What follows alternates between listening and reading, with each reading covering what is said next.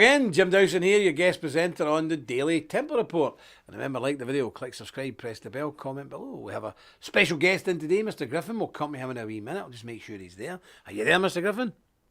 I am, thank you, Jim. Oh, yes, he's here. He's there. We'll come back to the wee minute, Mr. Griffin. How are you all? And thoughts and prayers go out to your dear brothers in Texas, who's still suffering all these outages. Now they're queuing up for water and all the rest of it. We'll come back to that in a wee bit. But some of the scenes are absolutely shocking. Looks like Mogadishu instead of Austin. They're ashamed of themselves, the authorities. Absolutely awful that the proud Texans are reduced to queuing up like third world people. Awful. Now, excuse me. Dear me. The YouTube chat is kaput, as they say. So if you want to talk, you have to talk on the, what do you call it, purged.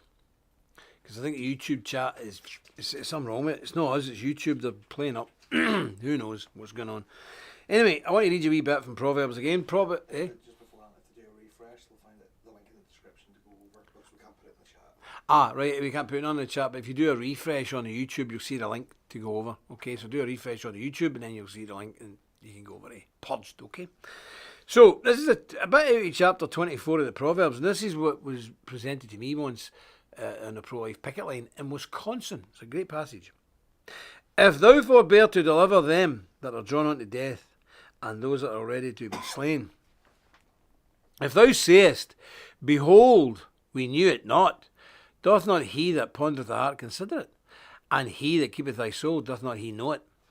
And shall not he render to every man according to his works? That's verses 11 and 12. And that is the great pro-life. Well, we used it for pro-life, but it's like anything. And that is why going out on the street, and I know the McConnell's doing this tomorrow, going out on the street with the banners, abortion is murder, and the horrible pictures of what abortion looks like, is very, very, very important. Now, you'll get some fancy priests and some fancy ministers that say, oh, those horrible images don't work. Really? Well, that's why the government, let's think about it, the government's putting pictures of hideous diseased lungs in every cigarette packet. That's why the Jews have been banging on about Auschwitz, Buchenwald and Belsen for the last 80 years and show you pictures constantly. There's not a day in your life you will not see a picture of a Holocaust. So hideous, horrible pictures of human beings being destroyed doesn't work. You wouldn't see pictures of Auschwitz. You wouldn't see diseased lungs in cigarette packets. You wouldn't see these horrible images to stop domestic violence and so on and so forth and so on. And racism, with it. Everybody's seen the lynching things and all that. So if horrible pictures don't work, none of these people would do it. And who tells you these things don't work? The people who are doing them tell you they don't work. But stupid, idiotic, mind-numbingly imbecilic pro-life leaders allow themselves to be de-toothed, defanged and disarmed all the time.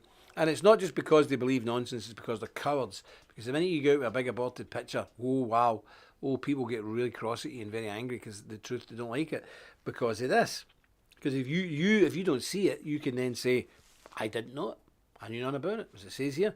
But then if you confront folk and say, well, here it is, they have been robbed of any excuse.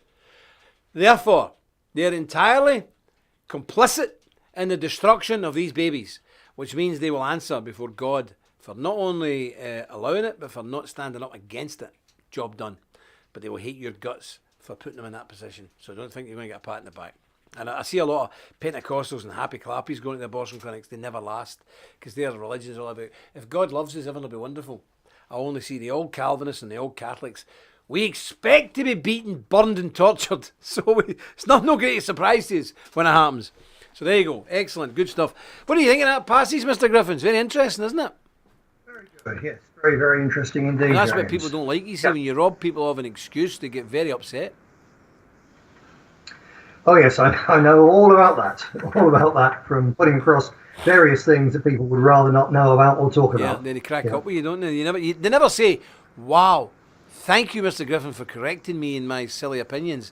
I am so grateful that you have put me straight. They never say that, do they? They don't know. I've had far more people come up and say, or contact me and say, 5 years ago, 10 years ago, I'm ashamed I attacked you on Facebook or on Twitter, or I was at a demonstration where we threw rocks at you and so on. and actually I now know you were right. I was I with do you. get that. Do you remember the time I was with you and we came out to Kelter Bar in downtown Budapest? And it's That was most peculiar, wasn't I it? seen this guy hovering about, and I said to some of the young lads, watch him, you're going to maybe have to punch him in the face because I think he's going to go for Mr. Griffin. And it was a Jewish guy, and he came scuttling over and was all right, get him. And he said, no, I want to apologise. And he apologised to Nick. He says, I've had to move you with my family to get away from these crazy Wahhabis in London. And he said, didn't he apologise to him? He did. Yeah, and that's by no means the only But you one. notice he done that when he was outside the pub. He never came up to you in the pub because he might have had to buy you a drink then. Okay, well, we know the Lord will add his blessing to this, the public reading of his infallible, inspired, and inerrant word. And think of those passages, I'll just tell them again so you can take a note. Proverbs 24, verses 11 and 12, they are very, very important. Study them. Okay, Mr. Griffin, I just want to show people right now, I think we've got a picture. And it's not Mogadishu or somewhere in Africa. It's, I think is it Austin? I mean, look at this. We had a video, but we can't play it now. But this is a line of people, American citizens lining up for the most basic thing that human beings need: water. Have you ever seen anything like this in your entire life? This is so shocking. I had to check it and make sure it wasn't fake news. But it's happening all over Texas. People are queuing up for food. People are queuing up for water. And people are struggling to keep warm. Goodness knows what the death rate will be amongst old people, because you know how they feel the cold and they get into that circulatory problem with their heart and everything. Who knows the carnage this is going to cause? What do you think, Mr. Griffin, when you see that from America? Not just America, Texas. Yeah, as you say, Jim, it is deeply shocking. In Texas, I don't know the exact economics of it, but Texas will have an economy very much significantly larger than that of many middle-ranking countries. So to be in that state, it really is quite something. What it reminds me, Jim, is most of all, is the extreme fragility of a very complex society. It only takes one thing to go wrong, in this case the electricity, and you immediately have a cascade effect of other problems. And I expect the weather will change in a few days' time, they'll get past it, this one won't be that bad. But it just shows, a few more days, one more tweak in terms of disaster, and that'd be it. You wouldn't have people queuing patiently, you'd have people rioting. You'd have all sorts of problems, particularly with food and so on. After all, large parts of Texas are present, as long as they've got some floorboards or something, if push comes to shove, they can melt the snow for water. But that's not always the case. So it just shows how fragile things are and how quickly a so-called civilized society can break down. And we're going to see plenty more of that. In our limited lifetimes, Jim, let alone those of our children and grandchildren. Well, what you don't see there are the basements filled with quivering. I don't know if you remember the old zombie apocalypse film, the first one ever came out in 1978, Romero's one, when they went down into the basement, there's all these quivering, half dead, half alive bodies. Every basement in Texas now is filled with teenagers with their dead phones sitting next to them. Can't go on their Facebook or their TikTok. They've all went, they're all lying there in some kind of zombic state, having a freak out, having a meltdown. First time in their life, they don't have access to their phone, Mr. Griffin. Can you imagine it? That's what you don't see. Somebody's going to have to get in with a camera and go down into people's basements, and they'll be horrified. They'll be sitting there gnawing their own arms off. It'll just be like Romero's zombie apocalypse film, 1979. You remember they were in the supermarket? It was a hideous film. I can't watch it. It scares the life out of me. But all over Texas, about 2.5 million teens will have went completely missing. They'll never be seen again because their brains will literally explode because they have no TikTok. They have no... I want to stand up for the youngsters, Jim. I want to stand up for them. There'll be a small minority, particularly those who are involved in churches, who will be out helping their elderly neighbours and doing really good stuff. Fair play to them. But there'll be plenty of them just snivelling and quivering. They'll lose their minds. Maybe it'd be a good thing for them because it might call a halt quickly. I remember once we went to Spain on holiday, and I took her Alice's wee pal, lovely wee girl from West Belfast, and I said to her, right, no phones, you put them in the drawer, no phones, you're on holiday, check your phone once a day and all that. This girl, after a day, was a quivering wreck, and she was in fits of tears and panic because she'd never went to bed ever without music playing through her phone. Never. She was 15 years of age, and she just said, "This is spooky. This is weird. There's no noise at night." Yeah, you're in the countryside in the middle of Spain. She'd never ever experienced it, and she almost had a complete mental breakdown. 3 or 4 days in, she was all right, but for a couple of days, it was touch and go with her. I mean, she was literally hysterical. Can you imagine such a thing?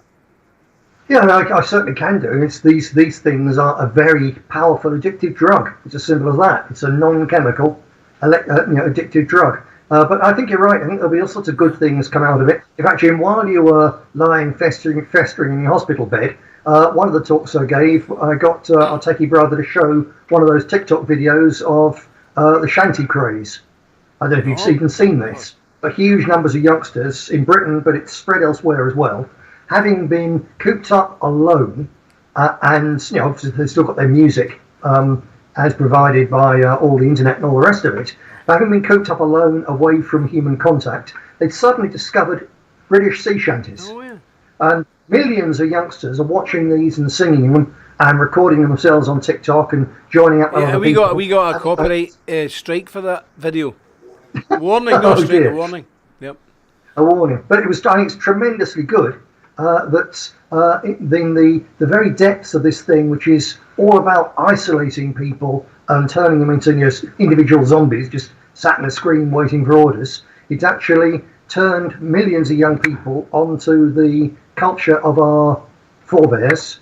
It's not surprising, but it's a wonderful thing. So good things come out of that. Absolutely. And I know any time we're away anywhere, you're always the main singer. I can sing a few songs, as you well know, but very few young fellas can sing. I remember we were on Belgium once and we were all sitting around the table having a drink and singing. You were singing.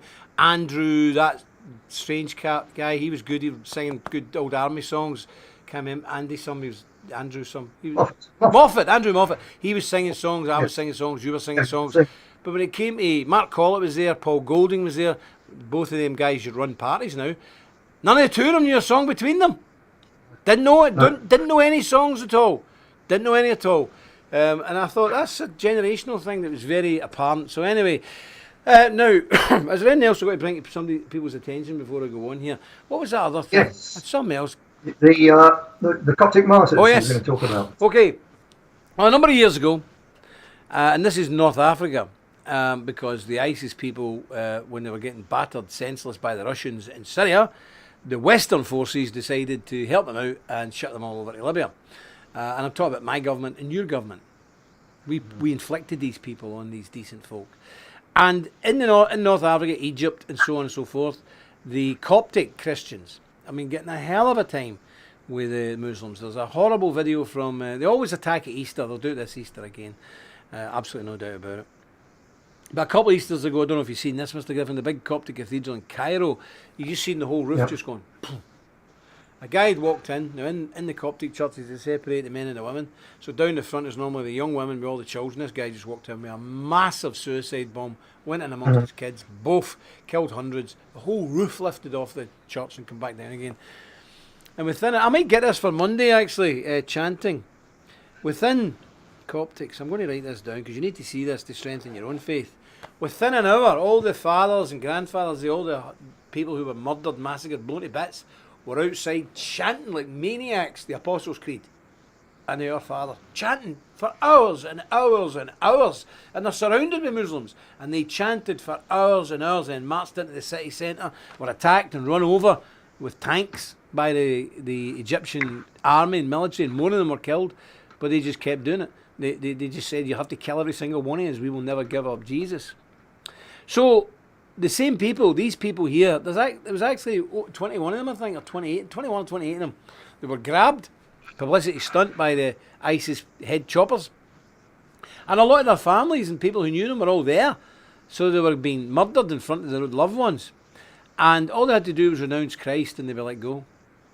And not one of them did it. Remember, they behead one and another, you know what's coming. Can you imagine it? They don't do it with a big knife, woof. They saw your head off with a wee knife, like a wee camping knife. They actually saw your head off. If anybody's ever seen it, it's gruesome. I'd advise you not to watch it. But it's absolutely horrid. But there we go. Not one of them renounced the faith. Not one of them. And all of them made their prayers and their supplications known as they were being beheaded. Wow.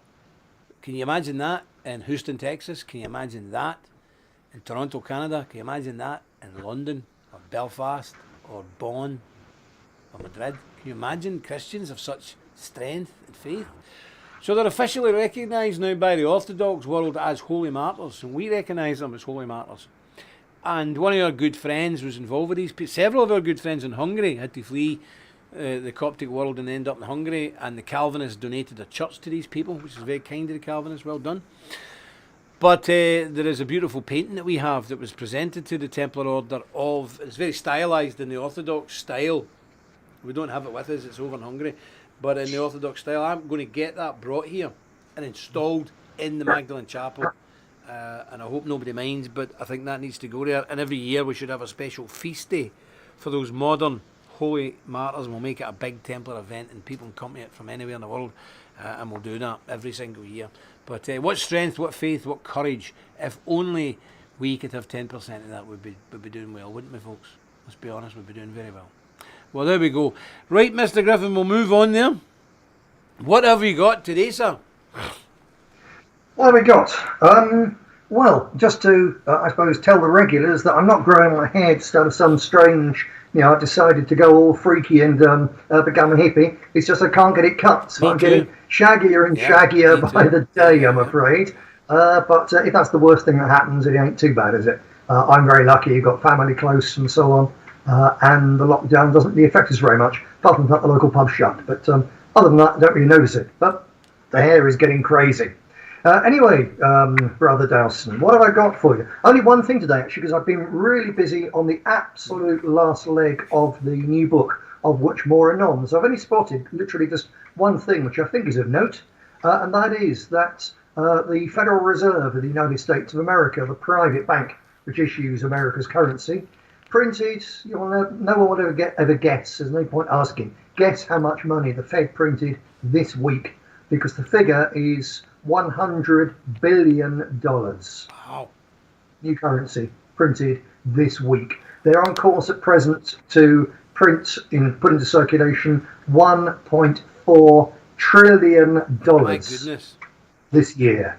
Now that is an inflationary disaster, currency collapse of staggering proportions just waiting to happen. I don't see how it can be anything else. I really don't. I know the only thing that perhaps stops it is that when the Zimbabwean dollar went wild with hyperinflation, when Weimar Germany went wild with hyperinflation just after the First World War, that was partly because the money was being printed and it was going to ordinary people who then spent it on bread and things like that. So the prices went through the roof. In this case, almost all of this money is going straight to the banks and the big corporations. Very, very, very little of it is going to ordinary people. And they're just hoarding it, and they're using it to buy assets. So I would expect it will, for instance, push up the price of gold, it'll push up the price of land, it'll put up the price of hideously expensive yachts and such like. But it probably for a while won't push up so much the price of bread and meat. That's coming later. But certainly it is unavoidable that you're going to have a very drastic debasement of that currency. You see them doing it before our very eyes. And you know what else will drive up, Mr. Griffin? Price of Bitcoin, etc., etc. Cryptocurrency will go through the roof. Oh yes.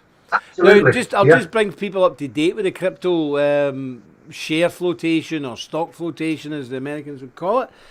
Almost gone. Almost everything is gone. But what I've done is I'm trying, it hasn't done yet, but won't know on Monday, I'm trying to secure about 5 full shares that we can split in half. So there's 10 half shares for people who maybe don't have the money for a full share. Don't know about that. But as for the whole the share release, it's almost gone. I think there's maybe 2 or 3 left, and that's 3 days gone, just gone. Never seen anything like it. Never seen anything quite like it. Remarkable, quite breathtaking to see people just boom straight in getting them. They understand it. It's a great vote of confidence in the Templars. It shows that people trust the Templars, which is very humbling experience. There's no messing. People just straight in. Yep, no problem. Bang. And I'm not talking about wealthy people, normal people who don't have a lot of money to play with. So we will do our level best to make sure you do well out of this. That's our obligation towards you.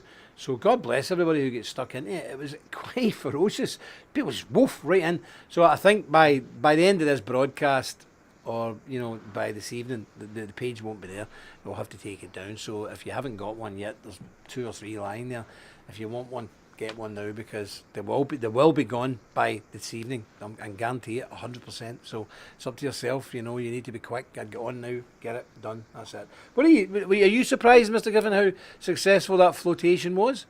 I am very surprised. Obviously pleasantly surprised. And when you really think it through, our people are self-selected for being far-sighted and aware.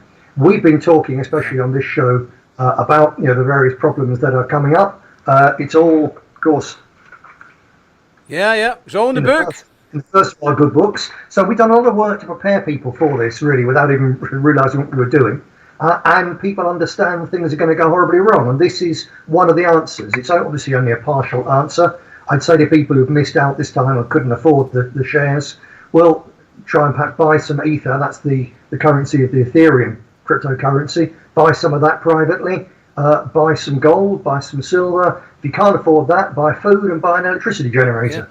With a store of long life food, not necessarily sardines, the very expensive prep stuff, but just beans and spam and this sort of thing. If you're really looking sort of, this is going to get really bad, buy some dog food and some margarine, I'm told. Dry dog food. Dry dog food, margarine, keeps for years. You sort of $50 will put aside. Well, you'll be pretty thin at the end of it because you won't want to eat it. But you'll be all right. Don't worry. I go for sardines. I can get sardines for 20 pence a can. And did you know there's enough protein in one wee tiny tin of sardines for an adult for a day? It's crazy. It's like super food. I don't really like them, but you need to eat some. You need to eat something. I'm just looking there. Call out Whitney saying, call out Whitney. She must be younger than she's making out. Who's Kojak? It must be Toby shaving your hair off. Coochie coo, baby, coochie coo. Kojak was a New York City detective, Telly Savalas, who also did The King and I. Telly Savalas, oh no, that was Joe Brenner, sorry. Telly Savalas was a Greek actor, American, used to suck a lollipop, coochie coo, baby. And it was a great programme, came out about 1974, around at the same time as Starsky and Hutch and all that.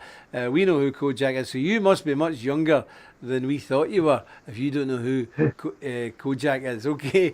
Now, do you want to get through some of the chapters in the book, Mr. Griffin, to see what we've got? Yeah, indeed so. Now, looking at the time, we won't go. We're unlikely to get through them all tonight, actually, because I'd like you to kick in with some ideas and your responses. So I'll very briefly speak about each one at a time. There's a foreword, there's an introduction, and there's 17 chapters, 17 full chapters. So on average, they're longer. It's the same number of words, even perhaps slightly more than the first Deus Vult, but on average, they're slightly longer. So the first one opens, it's about the Great Reset. And it doesn't spend really any time looking at all the terrible things that people are alleging about the Great Reset. Things population reduction and all the rest of it. It doesn't go in for any of that, which is essentially speculation, verging into conspiracy theory. It simply looks at what the Great Resetters themselves, so particularly Klaus Schwab and the World Economic Forum and the United Nations, it's about what they say about it. It goes through these things, and to sum it up, they're making no bones about the fact that they are using the COVID crisis, and before that, the climate change fake, and after that, again, the climate change fake. They're using that to dismantle the old individualistic and capitalist economy of the world and to replace it with a new one, which is essentially communism. And it's a new economy, a new society, and literally a new man. Now, the old communists had this theory that the communist system would produce a new man, but their revolution was going to produce a man who was new in terms of how he thought. That was it. It wasn't going to change the human being. This new thing plans quite openly, and they're at it already and pouring vast amounts of money into it. They plan to literally make a new man, a new species, something which is part human and part cyborg. It really is quite stunning, and this isn't a conspiracy theory. It's there in their own words. It's there in Klaus Schwab's book, and this is the man who's influencing everyone. Joe Biden, Macron, Boris Johnson, they're all taking the lead from this individual. It's stunning stuff. Wow. Well, I don't know where these guys have been hanging about. They might be able to get into Metropolitan Amsterdam or London and create these cyborg human beings, but have they ever been to the Shankill Road or a Falls Road in Belfast? A new species there anyway. They're a completely different species. We will shoot and bomb them into the Stone Age. They won't be getting near us. We're no corrupt. We can't be dealt with like this. We won't have it. But I know what you mean. I mean, it's so insidious. These people. I think we need to understand. They're not crazy. They're wicked. They're empowered by satanic evilness. Oh, and by the way, I seen a thing on the telly last night, Mr. Griffin, called The Burning Man, and it's some big festival in America somewhere out in the desert. Oh, yes. My goodness, and they're saying like a big burning man and all these, and it's a place with trans and these kind of people all get together, thousands of them, and when the big man gets set fire, they're all shouting, burn the man, burn the man, and they're all dancing about men with breasts. Very confusing. I didn't watch it too long, it was too much for my adult head, and oh my goodness, I'd never seen such absolute raw satanic devil worship in all my life. And I think these people, they're a wee bit cleverer obviously, and they're trying to hide it. But this is no accident. This is not just stupid people. I think they're using a lot of stupid people, but the people who are pulling the strings here, they know what they're doing. So that's a worrying thing. What's the next chapter you've got, sir? The next one is the test run lockdown, and that explains the extent to which, for all that it's already decimated and transformed our world, the COVID lockdown or lockdowns are a test run for their longer term one, which is a permanent climate lockdown. Not perhaps on the exact scale, because they still want to keep the economy going, and we've got to go to work to buy things that they're going to sell us, but to clamp down on the what they call overconsumption, what they call excessive affluence, to clamp down and crush the standard of living of ordinary people in our world, not in the third world. That they're going to go back to the climate change thing, and having got us into the habit of submitting to their rules, say, right, that was over the disease, but this threat to the climate is just as bad, so you're not going to be allowed to fly, you're not going to be allowed to drive, and you've got to give up eating meat. That's the next stage of it, and it's important that people don't think, oh, as soon as the virus, as soon as we all had the jab and so on, it's all going to go back to normal. No, it absolutely isn't, because they don't want it to, and because they're already lining up the next sort of lockdowns, not just for a few weeks until they've got the vaccines, but forever and ever. I agree. I mean, this overconsumption, we're a load of old tripe. I was just talking about it the other day there. Round about here, I can't get moving for civil servants on bikes. It's the most hideous. You know, I don't want to get into all that lycra stuff again. I'm too ill. But they people have been on holiday, full holiday for a year, because they're talking about there's so much money now in the middle class, they don't know how to do it. And this is where they're driving. I've tried to buy some on eBay the other day and I couldn't because the prices are through the roof because he's middle class. Because what's happened to them? You're trying to buy what? Lycra? No lycra, man. I'm trying to buy a bed frame. No lycra. I don't look. No, don't please.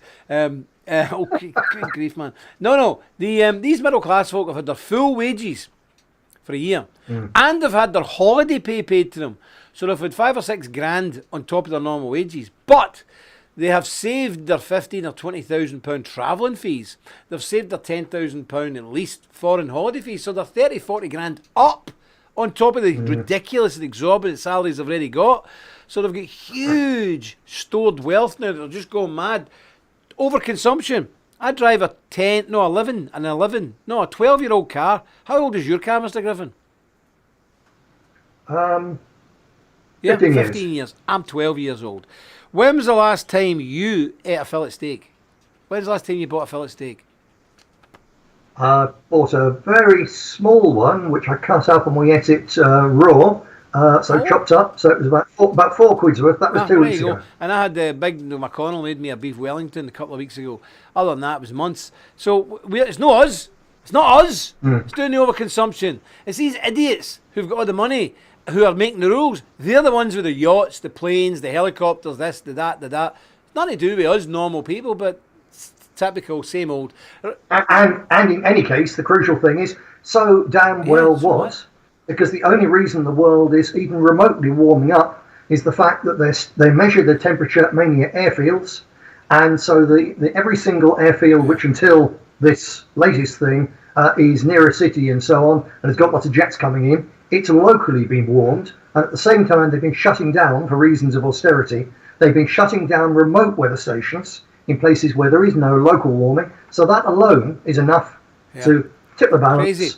So there is no global warming. The thing global is, warming. It's a hoax. Come up my house for the last 3 nights. I've hardly been able to get to sleep. With a sleep battering off my windows and 75 mile an hour winds.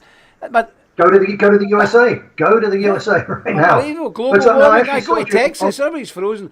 Right, we'll move on. What's the next chapter, sir? Well, before you do, I saw on the news last night. They were actually Sky News had a piece on about the American winter and so on, and they were saying this is an example of the climate change that's so dangerous to us. So having a few years ago, people think back, they were saying that the Independent in the year 2000 actually ran a story saying that within 5 years and ever afterwards, school children in England would not know what snow was. And the same was being said in the middle part of America where it sometimes snows. They know what it is now in England because they're under 2.5, 3 feet last week in London. London. So So if the middle classes want to fly around in helicopters, that's entirely up to them, as far as I'm concerned. Moving on, though, what have we else got? What have we got next? Yes, Black Lives Matter, the shape of things to come. So that's looking at the Black Lives Matter movement, and in particular pointing out something a lot of people know, but not everyone gets, that it's not some organic scream of rage from ordinary real black people. It's a totally manufactured operation put out with exactly the same people as pressing for the Great Reset as part of their war on us and our culture and our identity. It's just like Antifa. It's another one. It's a mob of their useful idiots to be used against people like Donald Trump, to be used against pro-lifers, to be used against people like us, or to be held in reserve. So that's what that's about. So it's there's nothing new there for a lot of people, but it's a well-written piece. That's by one of our Irish brethren, as a matter of fact. Very good. Well, my son at the moment, he's homeschooled, but he gets the work sent to him from an agency. Oh my goodness, you see the curriculum, it's terrific, but we're having some fun with it. So they asked me to write an essay based on the life of some person from the last 100 years who's really changed society and is regarded as a great freedom fighter and emancipator of the people. So my son's picked Malcolm X, or Samuel's picked Malcolm X. And because we agree with most of the stuff Malcolm X actually says, his views on homosexuality, his views on women, his views on free speech, his views on the separation of the races. Well done, Mr. X. So I can't wait to see that get into getting marked, Mr. Griffin. But again, you're quite right. This whole Black Lives Matter thing is run by some very dark forces. It's the same people, same financiers who are financing Antifa and their gang. Well, that's good. Let's move on because I want to get people as much as they can. Let's move it. Let's move on. The next one actually follows from what you said. It's about a historical figure, about learning from history. And it's a rather unusual one because I picked the book Guerrilla Warfare by Che Guevara and looked at that for ways as an illustration of ways in which people are involved in building a resistance movement, which is obviously the title of the book is all about the resistance. So although the first 2 chapters talk about the problem, after that it's mainly talking about things that speak to the solution. And so the first one of these is this thing about Che Guevara's book, Guerrilla Warfare, and how to apply that, not because we're saying people should go around shooting people or blowing things up, exactly the opposite, but how to apply the principles of what Guevara says about avoiding fixed battles with larger forces, all these sort of things, the things guerrillas have to do in warfare, and applying these to our politics and our way of life as well. So I think it's a very interesting piece. I would imagine that any leftists who hear about it will be particularly horrified and will howl with rage. Well, I know all about it being on Ireland because that was the guiding book for the IRA, the Marxist Irish Republican Army. And one of the chapters in there talks about taking a country field by field. So if you shoot the father, and then you shoot the eldest son, that's it. you can now take that 20, 30 acres and so on, so on, so on, so on, so on. And over 20, 30 years, you'll have captured it. And that's what happened to the Protestants in the border areas. But we're made of stronger stuff. So even though we'd no elder sons or nobody farming it, we'd rather let the land lie fallow than sell it, because it was bought with a great price, the price of the blood of the martyrs. But I've read, I know, I'm very familiar with the works of Che Guevara. And again, the lefties don't understand it, but Mr. Dowson occasionally wears a Che Guevara t-shirt with straight pride on it. Because Che Guevara was very, very, very strict on his sexuality and what he thought of sexuality, sir. Don't know if you knew that. And he had some very... I did know. He had some very, shall we say, robust views on race. Yeah, I was surprised also in I hadn't read his. I'd had his book on my bookshelf for 45 years or so, but I was surprised on rereading it that the difference, the extent of the difference between the old left, and let's face it, he was a fairly psychotic killer. He executed people in cold blood.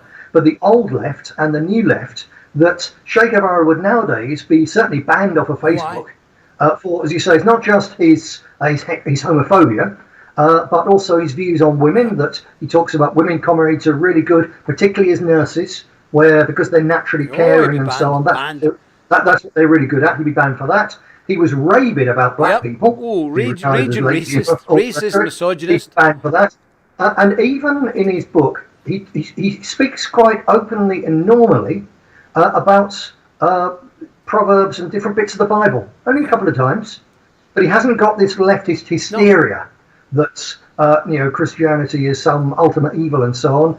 He personally had moved away from it, but he knew that a lot of the people that he was speaking to still had Christian ideas in their hearts, and it was part of his culture. He could talk about it quite openly without being worried about it. An Irish woman called Lynch. I think County Mayo or something. So he'd Irish blood coursing through his veins. So, listen, we should own Che Guevara. I know the crazy lefty students, and it's quite funny if you go and prove to a lefty student and what Che Guevara was really all about. They are horrified. They're going to melt down. It's really hilarious. But anyway, let's have a wee look and see what else have we got. What chapter? Well, we should probably move on to some things slightly more comfortable and less controversial for people, lest they think that after your outburst about communist greed yesterday, they decide that we're becoming Bolsheviks. No, we are not. So the next one is about the blood of the martyrs, and this is about the mass rocks, about the way in which the Irish Catholics, actually English Catholics as well for that matter, and Scottish Catholics, but Irish Catholics in particular, were brutally persecuted under English Anglican City of London Crown rule, and how they resisted this.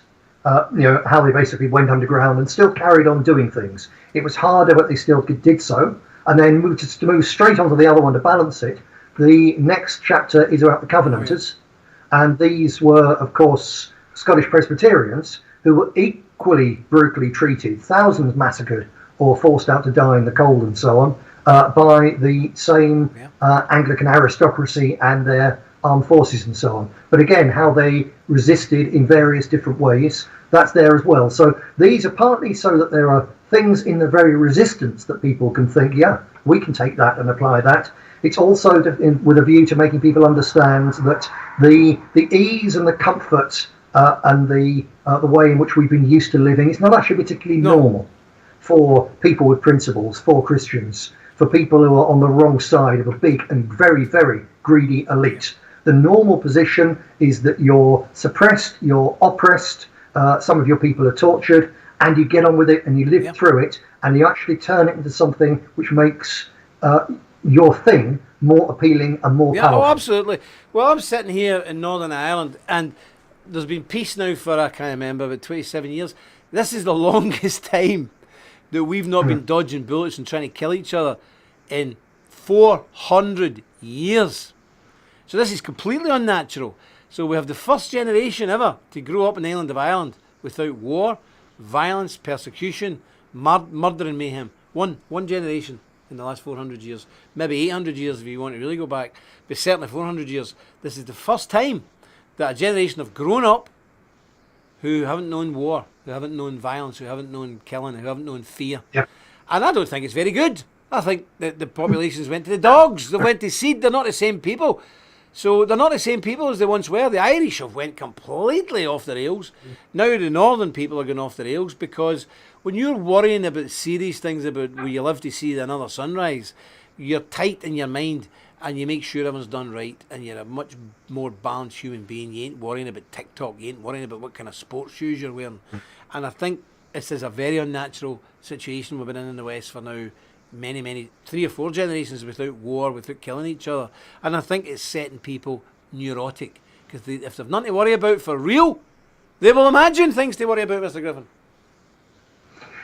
Yes, indeed. So I spoke, Jim, many years ago now at a press conference, a big rally of the National Democratic Party of Germany. And I said there, and I got it translated and I read it in German because I felt this piece was really important. When I said that this is many years ago, I was much younger. I'm still young, but I was much younger. And I said that I was the first young man in 3 generations of my family who hadn't spent his youth trying to kill Germans. And I said, my ambition was that my son would be the next generation who doesn't spend his youth trying to kill Germans or avoiding being killed by Germans. So that's the sort of war that I desperately, and I know you as well, we do not want to see again. But tensions and conflict and confrontation with the other, that is a natural, innate part of being human.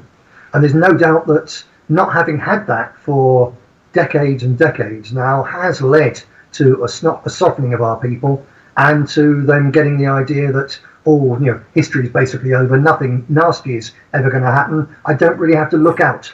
When people have lived through wars and through real tyrannies, they're on the lookout. People still in Eastern Europe are on the lookout for tyranny. That's one of the reasons they're resisting this whole so-called liberal, but actually cultural Marxist tidal wave, which is destroying our freedoms and our culture in the West. There's much more resistance to it in the East because they've seen communist tyranny close up quite recently, and they know what it is, and they know how dangerous it is, and they know you have to resist it.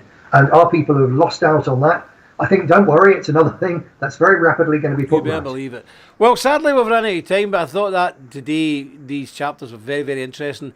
If you don't mind, if you want to come back on Monday and we'll go through the rest of the chapters. Yes, because we've got another 1, 2, 3, 4, 5, 6, 7, 8, 9, 10. We've got 11 more to go through. So let's do that on Monday. Oh, excellent. Yeah. Well, Okay. listen, let me, on behalf of everybody watching, wish you a very nice weekend. Hope you relax, chill out, take it easy a wee bit. I know you've got, 9 grandchildren? I've got 9 grandchildren, yes. And I gather... Not equal with the dowsing. But today I have been given the wonderful news that I am with child. Well, not me, but the family is with child. And we're expecting, and we praise God, that there'll be another one of our clan, another dowsing appearing shortly. So I'll have 10, Mr. Griffin, so come on. Very good. I'm impressed. And I will say, Brother Dowson, that is obviously what's caused you to miss out on just a stunningly simple piece of marketing to say, if you've enjoyed what we've been talking about the new book, Deus Vult, The Great Reset Resistance, then get on right now and yes, buy sorry it. about that. It's there. The link is there. So please get these ordered because these books they'll be going out next week. So come on, let's get it done. And remember the big King James Bible large print. Well, Mr. Griffin, thank you very much. God bless you. Have a lovely weekend and I'll speak to you on Monday. All the best. All right, folks, that's all from me today. And while we've been on air, I think 2 or 3 shares have been... 2 or 3, brother? Shares of the... Two shares have been sold, so I think there's only 1, 2 left. That's it. So see what you can do. If you don't want to miss out, you've got about 20 minutes, I would say, and that's it. You'll miss out, and don't be left behind, and don't be moaning at us. But I hope you all do really, really well. Well, that's all from me. God bless all of you. I hope you have a lovely weekend. Especially our thoughts and prayers go with the people in Texas who are struggling. Keep warm, keep safe. And I know you might be in a difficult position, but if you're young, fit and healthy, make sure you get out and chat some of the neighbourhood doors with your older people because they feel the cold terribly and it can kill them really, really easily. Much easier than you would imagine because you're young, fit and strong. But old people couple of days of just a drop in temperature, 5 or 6 degrees, can wipe them out. So please do your Templar duty, get out and visit your neighbours, make sure they're okay. Try and take a flask or something with them just to keep them warm, or some blankets, okay? It'd be much appreciated. And let us know if you're doing this kind of work. Let us know. It encourages the other brethren in other parts of the world. So that's it from me. God bless each and every one of you. I'll be here on Sunday if the good Lord spares me.